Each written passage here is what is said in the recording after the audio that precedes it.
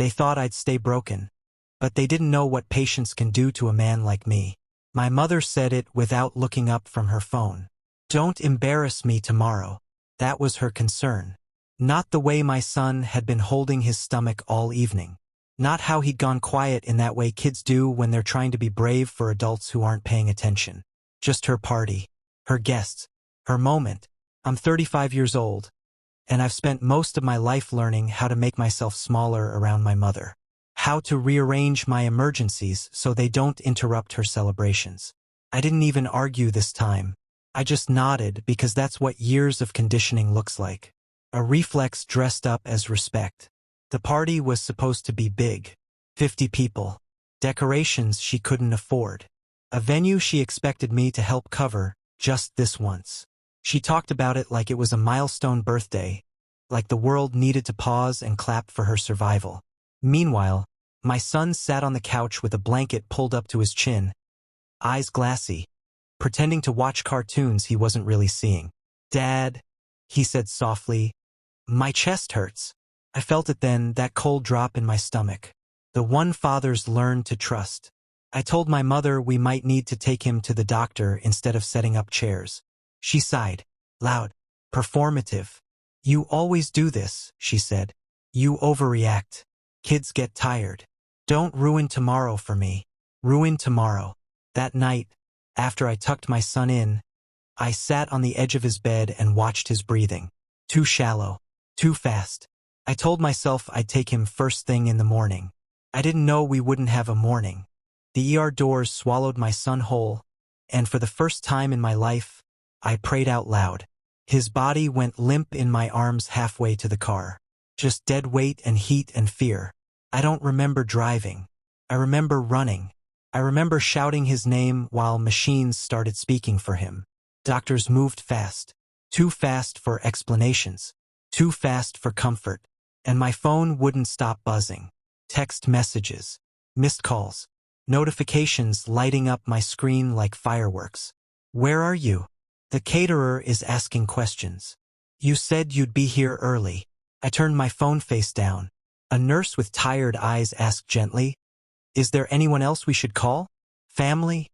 I opened my mouth and nothing came out. Because how do you explain that your family is busy celebrating while your child is fighting for his life? Hours blurred together. A doctor finally pulled me aside and said words that didn't feel real until they did. "We're moving him to ICU." I sat in a plastic chair and felt something inside me crack. Not loudly, not dramatically. Just a clean break. Like a bone snapping under pressure you didn't know it was under until it failed. At some point I checked my phone again. Photos had started going up. My mother in a gold dress, smiling, cake candles glowing, people laughing behind her like nothing in the world was wrong. The timestamp burned. Same night, same hour. While my son lay unconscious under fluorescent lights, she was posing for memories. That was the moment I stopped being her son. ICU is a place where time stretches and snaps back on itself. My son lay there, small under wires and tubes, chest rising with help instead of will. I learned the sounds of machines the way some people learn lullabies. I whispered promises I didn't know how to keep. And when the nights got quiet, I scrolled. Photos, videos, toasts. My mother's caption read, "Feeling so loved tonight." I didn't comment, didn't call. I watched from a distance, like a stranger peering through a window into a house I used to live in. Cousin messaged me privately. "Hey, is everything okay? Your mom said you bailed." Bailed. I typed, deleted, typed again, then locked my phone. A nurse came in to check vitals and smiled at my son. "He's a fighter," she said. "You've been here the whole time. He's lucky." Lucky. That word hit harder than anything else. My mother finally called near dawn. Her voice wasn't worried. It was annoyed. "You couldn't even text?" she said. People were asking questions. I stared at my son's still face and realized something terrifying. I didn't feel anger. I felt clarity. I told her where I was, what was happening. There was a pause, not grief, not shock. "Well," she said slowly, "you could have handled this better." That's when I hung up. They told me my son was going to live like it was a gift they were handing back to me. I nodded, thanked them, and sat in that stiff hospital chair long after they left. Relief didn't come rushing in. What came instead was exhaustion so deep it felt permanent. Survival wasn't the end of the story. It was the beginning of a harder chapter. Recovery didn't look like miracles. It looked like setbacks. For bruises, nightmares that woke him up crying. It looked like me learning how to read monitors, learning which nurses meant hope and which ones meant trouble. It looked like pretending everything was okay when people said, "Kids bounce back fast." Because they didn't see what I saw at night. My mother visited once. 15 minutes. She came dressed like she was going somewhere important afterward. Balloons hit the ceiling and floated awkwardly above my son's bed. She asked him if he felt better, then complained about how hard parking was. No epalegi, no acknowledgement, just inconvenience wrapped in concern. When she left, my son asked why she didn't stay longer. I told him she was busy. The lie tasted bitter. That night, at home, I opened my laptop and did something I'd never done honestly before. I reviewed my finances line by line. Payments I didn't recognize. Emergency transfers. Loans taken quietly to help family. Patterns I'd ignored because confronting them would have meant admitting I'd been used. The total stunned me. Not because I couldn't afford it, but because I'd never been thanked for it. I closed the laptop slowly, and for the first time I chose not to fix anything. Silence isn't dramatic.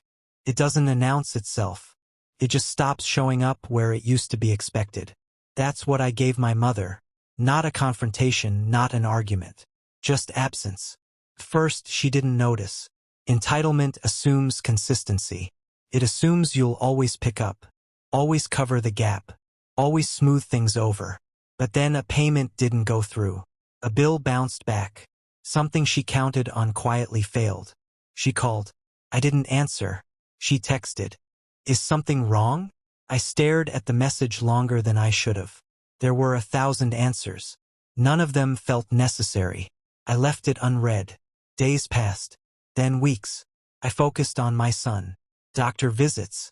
School catch-ups. Relearning routines that had been broken by fear. Cooked more. Slept less. But for the first time in years I felt grounded. Present. Her messages changed tone. Confusion turned into irritation.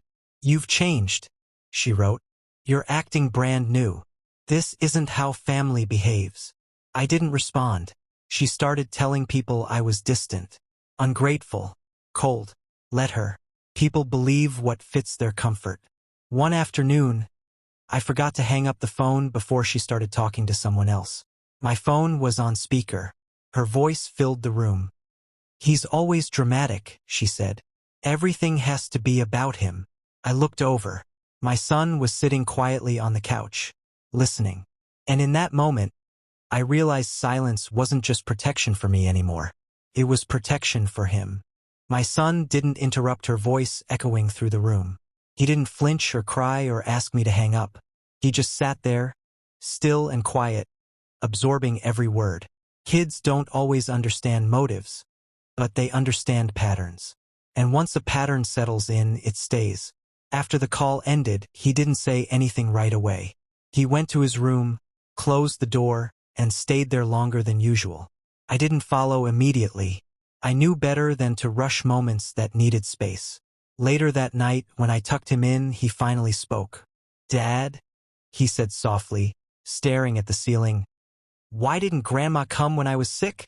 I sat on the edge of his bed and felt the weight of that question press down on my chest. Could have lied again. Could have said she was busy, or scared, or didn't understand how serious it was.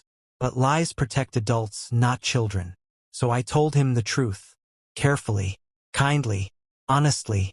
I told him that sometimes people care more about how things look than how they feel. That sometimes love doesn't show up the way it should. That it wasn't his fault. Not even a little. He listened without interrupting, nodding slowly like he was putting pieces together. Then he said something that caught me off guard.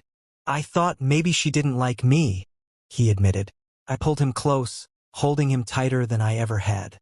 I told him he was loved, that he mattered, That some people just didn't know how to love the right way. He was quiet for a long moment.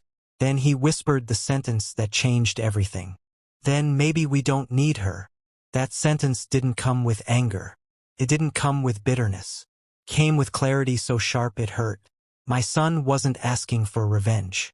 He wasn't asking me to choose sides. He was simply choosing peace. And I realized something terrifying. I'd been teaching him the wrong lesson. I'd been showing him that love meant enduring neglect. That family deserved endless access no matter the cost. That being related excused being careless. I thought I was being strong. I was just being compliant. Endurance isn't loyalty. It's permission. That night, after he fell asleep, I sat alone in the dark and replayed my life like evidence. Every time I'd rearranged my needs. Every time I'd downplayed hurt. Every time I'd shown up hoping this time would be different. Nothing changed because nothing was challenged. So I didn't challenge her. I removed her. Not emotionally, structurally. I updated beneficiaries. Changed emergency contacts. Redirected finance. Set boundaries that didn't require discussion. I didn't announce them. I didn't explain them. I just made them real. People think revenge looks like destruction. Raised voices. Public scenes. Mine looked like paperwork. Silence. Permanence. I wasn't punishing her. I was protecting my son. And once that decision settled in my chest, I felt something unfamiliar. Peace. Consequences don't knock. They don't explain themselves. They just arrive and wait for recognition. My mother noticed when the money stopped first. She always did. Financial silence speaks louder than emotional distance. Calls increased. Messages stacked. The tone shifted from irritation to panic. Why are you doing this? We need to talk. You're being unfair. Unfair. I didn't respond. She tried different angles. Sympathy. Nostalgia. Reminders of sacrifices she'd made when I was younger. Stories rewritten to place her as the wounded party.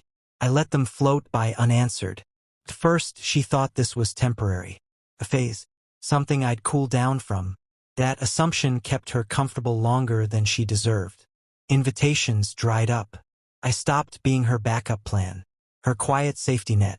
Her dependable solution. People noticed. Questions started circulating. She blamed stress. Work. Me. I focused on consistency. Showing up where it mattered. My son's laughter came back slowly. His appetite returned. His sleep stabilized. Healing doesn't happen loudly. It creeps in when safety feels real again.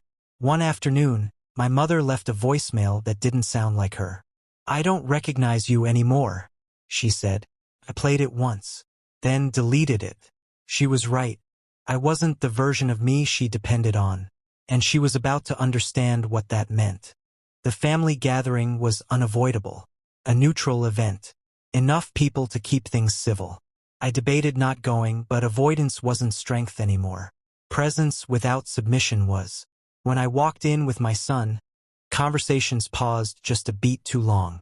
People noticed who I was sitting with, who I wasn't greeting. My mother smiled too quickly when she saw us. The kind of smile meant for witnesses, not reconciliation. She hugged my son briefly, then stepped back like her job was done. Someone eventually asked the question, "Where have you been hiding?" They joked. Before I could answer, my mother stepped in smoothly. "He's just been busy," she said. "You know how he gets." I looked at her, really looked, and for the first time I didn't feel fear or obligation. "No," I said calmly. "I haven't been busy. I've been present. Just not for you." The room went silent. No yelling, no insults, just truth spoken once. Faces shifted. People connected dots they'd ignored before. My mother opened her mouth, then closed it. For once, there was nothing she could spin without exposing herself further. I picked up my son's jacket and told him it was time to go. As we walked out, I didn't look back. I didn't need to. The mask had already slipped. My son sleeps through the night now. No machines. No panique. Just slow, steady breathing that reminds me why I chose this path in the first place. Our home is quieter. Not lonely, peaceful. There are no sudden demands. No clase de expectations.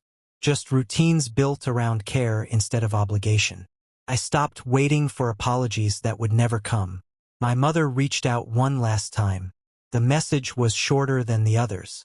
I hope one day you understand. I did understand. That was the problem. Understanding didn't require reconciliation. It required acceptance. I didn't reply. Revenge wasn't watching her suffer. It wasn't public humiliation or dramatic endings. It was removing access to what she took for granted. Time, money, emotional labor, control. The victory wasn't loud. It was bedtime stories. Doctor visits without fear. A child who knows he comes first. I didn't destroy my mother. I outgrew her. And in doing so, I became the kind of father my son will never have to heal from.